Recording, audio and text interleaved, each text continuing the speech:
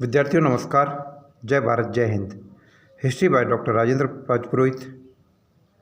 ऐतिहासिक अध्ययन और अनुसंधान की इस कक्षा में मैं captain doctor Rajendra, associate professor department of history, government Dungar college Bikaner, आप सभी का इतिहास की इस कक्षा में स्वागत और अभिनंदन करता हूँ।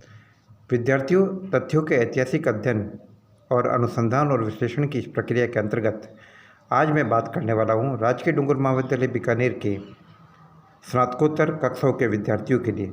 विद्यार्थियों, स्नातकोत्तर कक्षाओं के अध्ययन के दौरान विद्यार्थियों से इस बात की उम्मीद की जाती है कि वे ऐतिहासिक तथ्यों के अनुसंधान और विश्लेषण के दौरान एक शोधकर्ता की भांति तथ्यों की व्याख्या करें और ऐतिहासिक तथ्यों को काफ़ी गंभीरता से समझने की कोशिश करें। यदि तथ्यों को गंभीरता से नहीं समझा गया तो ऐसी स्थिति में तथ्यों के साथ पूरी तरीके से न्याय नहीं हो पाएगा। विद्यार्थियों, आज की इस कक्षा के दौरान मैं आपसे जो बात करने वाला हूँ वह है इतिहास में ऑब्जेक्टिविटी, यानी इतिहास में तथ्यों के विश्लेषण में इतिहासकार को किस प्रकार से पूर्वाग्रह से मुक्त होकर कार्य करना चाहिए और किस प्रकार से अपनी पूर्व अवधारणाएं और विचारों को साइड में रखते हुए एक निरपेक्ष इतिहासकार की तरह तथ्यों का सही विश्लेषण करना चाहिए और दूध का दूध और पानी का पानी करना चाहिए।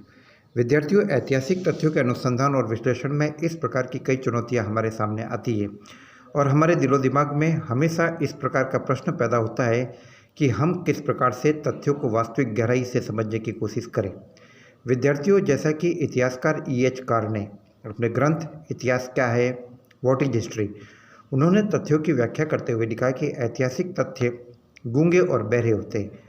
Historical facts are deaf and dumb, और यह इतिहासकार का कर्तव्य है कि वह तथ्यों की व्याख्या करते समय तथ्यों का पूरी तरीके से विश्लेषण करे। जैसा कि हम देखते हैं कि कार ने ये कहा है कि ऐतिहासिक तथ्य गूंगे और बहरे होते और वे स्वयं नहीं बोलते, लेकिन इतिहासकार होता है जो उनसे तथ्यों की सही सही व्याख्या करवाता है और सही विश्लेषण पर पहुंचने की कोशिश करता है। तो चूंकि जब कार ये कह रहा है कि ऐतिहासिक तथ्य गूंगे और बहरे होते हैं, वे स्वयं नहीं बोलते, उनसे बुलवाया जाता है, तो ऐसी स्थिति में इतिहासकार की जिम्मेदारी है कि तथ्यों को बुलवाते समय वह खुद काफ़ी गंभीरता से तथ्यों का विश्लेषण करें। ऐतिहासिक अनुसंधान और विश्लेषण की इस प्रक्रिया के अंतर्गत हमेशा इतिहासकार के सामने इस प्रकार की चुनौती रहती है।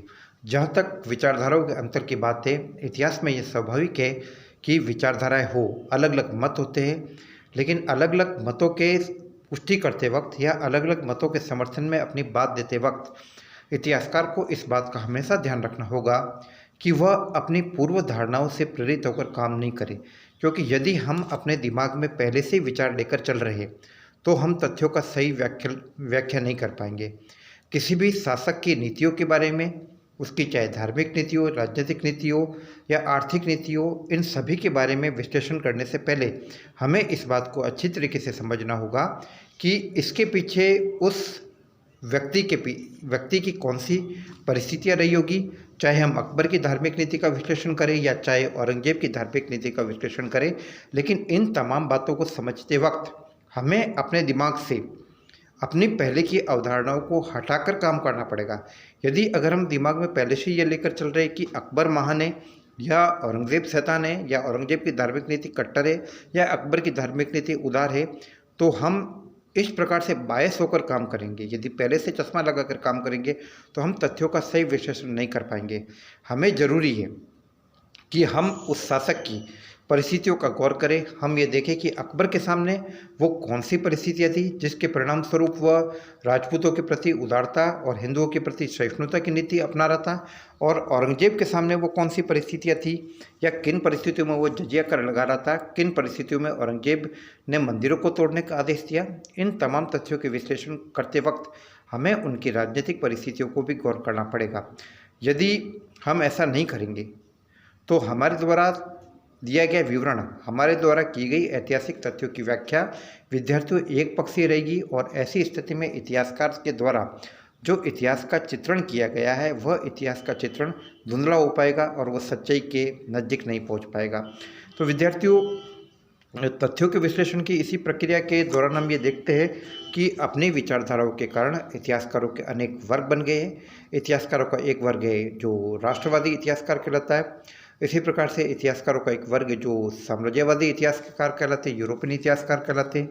और जब ये इतिहासकार और एक वामपंथी इतिहासकारों का वर्ग है, तो जब ये इतिहासकार तथ्यों की व्याख्या करते हैं तो सभी अपने अपने मंतव्यों को, अपने अपने पूर्व उद्देश्यों और विचारधाराओं को साथ में लेकर काम करते हैं। तो काफ़ी हद तक इससे बचे जाने की जरूरत है।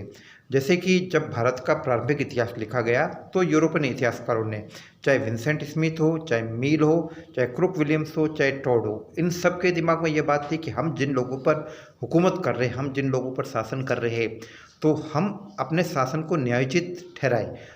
तो हमें अपने शासन की न्यायोचितता को सिद्ध करने के लिए ये जरूरी है कि हम जिन लोगों पर हुकूमत कर रहे हैं उन्हें हम असभ्य बताएं, उनके इतिहास को हमारी तुलना में पिछड़ा हुआ बताएं, और हम ये साबित करने की कोशिश करें कि हम उन लोगों पर हुकूमत करके उनके ऊपर न्याय कर रहे हैं। जैसा कि जब हम लॉर्ड कर्जन का दिया हुआ स्टेटमेंट सुनते हैं, जो कि उन्होंने एक जगह दिया था, जिसमें वो ये कहते हैं कि यह भारतीय स्वतः ही आकर हमारे चरणों में क्यों नहीं झुक जाते, उस महान शक्ति के चरणों में क्यों नहीं झुक जाते जो कि कई समुद्र, 7 समुद्र पार करके उनके कल्याण के लिए आई है। जब यूरोपीय इतिहासकार हिंदुस्तान में और अन्य उपनिवेशों में अपने शासन की न्यायचितता को सिद्ध करने के लिए व्हाइट मैन बर्डन थ्योरी का प्रतिपादन करते, जब उसे वे पुनीत कर्तव्य कहते, तो इसका मतलब यह है कि वे सभी अपनी पूर्व अवधारणाओं और विचारों से युक्त थे। तो ऐसा नहीं है कि हिंदुस्तान का इतिहास गौरवान्वित नहीं था। तो इसके जवाब में राष्ट्रवादी इतिहासकारों का वर्ग तैयार हुआ, जिन्होंने यूरोपीय इतिहासकारों की विचारधाराओं को चुनौती देते हुए ये कहा कि भारत विश्वगुरु रहा हुआ है, भारत का आध्यात्मिक और आर्थिक इतिहास काफ़ी मजबूत था, भारत सोने की चिड़िया थी, और इस प्रकार की बहुत सारी तथ्यों की वे व्याख्या करने की कोशिश करते हैं। लेकिन विद्यार्थियों, तथ्यों के विश्लेषण और अनुसंधान की ये प्रक्रिया हमेशा चलती रहेगी और चलती रहनी चाहिए, क्योंकि इतिहास एक कंटिन्यू, निरंतर चलने वाली अनवरत विचारधारा का नाम है, और इसमें तथ्यों के विश्लेषण और अनुसंधान की नई नई गुंजाइश है। लेकिन इसमें पूर्व धारणाओं से युक्त होकर काम नहीं करना चाहिए। अपने पहले से अपने दिमाग के अंदर कुछ चीज़ें लेकर नहीं चलनी चाहिए।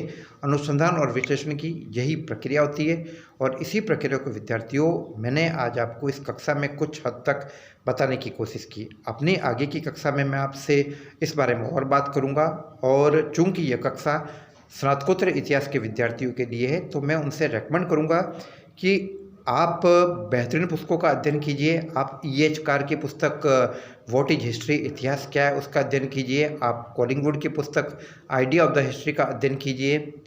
आप इतिहासकार गोविंद चंद्र पांडे के ग्रंथों का अध्ययन कीजिए। तो इन तमाम चीज़ों को आप समझने की कोशिश कीजिए, ऐतिहासिक विचारधाराओं को जानिए, तभी हम तथ्यों के काफ़ी करीब तक पहुंच पाएंगे। तो जहां तक हालांकि काफ़ी हद तक हमें इतिहास में, भारतीय इतिहास के संदर्भ में इस प्रकार की जानकारी मिलती है कि बहुत सारे लोग हैं जिन्होंने मौलिक अनुसंधान और काम करने का प्रयत्न किया। तो ऐसे लोगों में अगर प्राचीन भारतीय इतिहास के बारे में बात करें तो कल्हण का नाम काफ़ी प्रमुखता से लिया जा सकता है। विद्यार्थियों, कल्हण ने अपने ग्रंथ राजतरंगिणी की प्रारंभिक पृष्ठभूमि में एक सच्चे इतिहासकार की जिम्मेदारियों को बताते हुए कहा है कि एक सच्चा इतिहासकार वो है जो निरपेक्ष होकर काम करे, राग द्वेष आदि से मुक्त होकर काम करे, और अगर वो ऐसा करता है तो तभी वह तथ्यों का सही विश्लेषण कर पाएगा। विद्यार्थियों, इतिहास के हर दौर में ऑब्जेक्टिविटी को, निरपेक्षता को प्राप्त करने की कोशिश की गई है। हालांकि ये बात सच है कि ऐतिहासिक अध्ययन की प्रकृति उस प्रकार से नहीं होती जैसे कि अन्य विज्ञानों की तरह की होती है। केमिस्ट्री, फिजिक्स जैसे हमारे यहाँ पर प्रश्नावलियों में प्रयोग नहीं होते। ऐतिहासिक अध्ययन का क्षेत्र एक खुला समाज होता है, एक मानव होता है, और मानव पर किए जाने वाले अध्ययन और विचारधाराएँ काफ़ी हद तक प्रभावित भी होती है। और सबसे महत्वपूर्ण बात यह कि जब हम आज के दौर में भी हमारे सामने मौजूद किसी व्यक्तित्व का, किसी किरदार का सही से विश्लेषण नहीं कर पाते, तो हम उन तथ्यों के बारे में किस प्रकार से बात करेंगे जिन्हें हमने देखा नहीं, जो हमारी आंखों से नहीं गुजरे, लेकिन फिर भी शोध, अनुसंधान और विश्लेषण इसी प्रक्रिया का नाम है, और इसी के तहत हम कार्य करते रहेंगे। विद्यार्थियों, आगे की कक्षा में आपको और जानकारी दूंगा इस बारे में। जय भारत, जय हिंद।